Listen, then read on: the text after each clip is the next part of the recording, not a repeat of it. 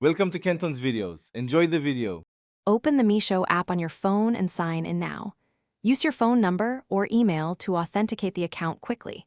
Expect an OTP if two-step verification is enabled on your profile. After signing in, tap the account icon at the bottom right of the main screen to continue. Make sure you have stable network access during this process. Confirm you are on the correct account before proceeding to edit address details. From the account page, select Address Book to view your saved addresses.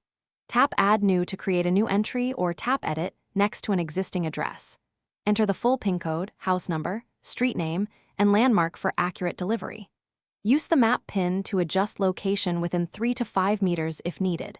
Double-check the recipient name and phone number before tapping Save. The app will confirm the new address within seconds after saving changes. When you place an order, choose the updated address from the Deliver to list. Confirm the address details on the checkout screen before proceeding to payment. If you want this address used by default, tap Make Primary to set it as your main delivery address. Review shipping charges and the estimated delivery time shown for the selected address. If anything looks wrong, tap Edit Address to make last-minute corrections. Complete the payment only after you verify all.